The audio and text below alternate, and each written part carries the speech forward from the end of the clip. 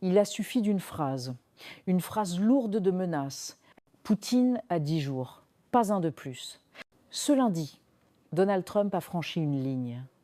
Depuis l'Écosse, il a lancé un ultimatum direct au président russe, 10 à 12 jours pour mettre fin à la guerre en Ukraine. Sinon, les États-Unis imposeront les sanctions les plus brutales de leur histoire. Alors que cache vraiment cette annonce? Pourquoi maintenant? Et est-ce une manœuvre électorale ou le début d'un bras de fer mondial? Voici ce qu'il faut comprendre. Ce n'est pas la première fois que Trump évoque des délais. Mais cette fois, il met la pression au plus haut niveau. Lors d'un entretien officiel avec le Premier ministre britannique Keir Starmer, il a réduit à 10-12 jours le temps laissé à la Russie pour cesser immédiatement ses opérations militaires en Ukraine. Et s'il n'y a aucun changement, alors Trump menace des sanctions sans précédent contre Moscou et contre tous ceux qui continuent de commercer avec elle. Comprenez, les entreprises et pays qui achètent encore du gaz, pétrole ou charbon russe pourraient être bannis des marchés américains et financiers internationaux. En un mot, l'asphyxie économique. Ce changement de ton est radical. Car jusque-là, Trump avait maintenu une position ambiguë sur la guerre en Ukraine. Parfois critique du soutien américain à Kiev, parfois silencieux sur les crimes russes. Il avait même suspendu plusieurs fois les aides militaires à l'Ukraine lorsqu'il était au pouvoir. Mais aujourd'hui, il change de discours. Pourquoi? 2 raisons. 1. La guerre s'enlise. Après 3 ans de combat, aucune issue militaire ne semble proche.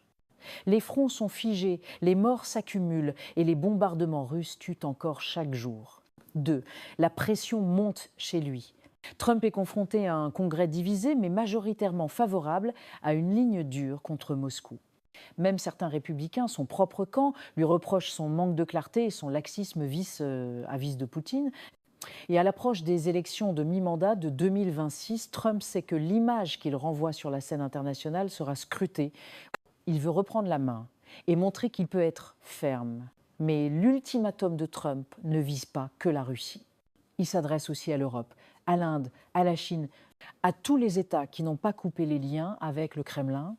Car si ces sanctions se confirment, elles frapperaient toute entreprise ou nation qui continue d'acheter des ressources russes.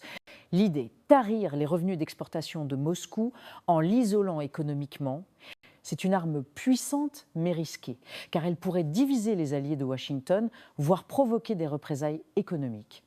Et ça, le Kremlin l'a bien compris. Côté ukrainien, le président Volodymyr Zelensky salue une position claire.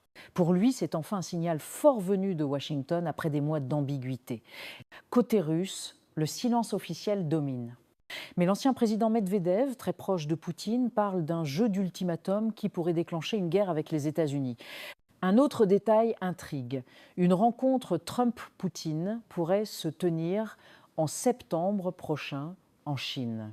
Un sommet inattendu peut être une dernière tentative de désescalade.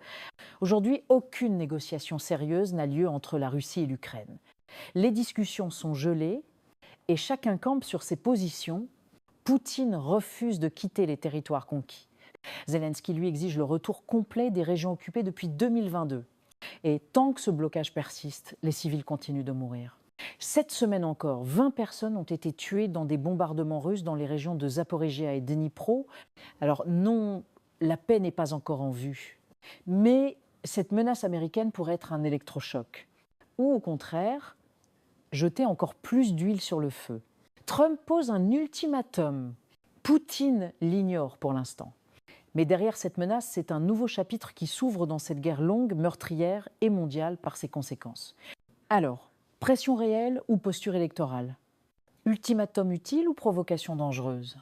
Ce qui est sûr, c'est qu'en 2025, le monde joue gros. Merci d'avoir suivi cette vidéo jusqu'au bout. Si vous voulez rester informé sans bruit ni panique, vous êtes au bon endroit. Prenez soin de vous, abonnez-vous si ce n'est pas déjà fait et on se retrouve très vite pour la suite.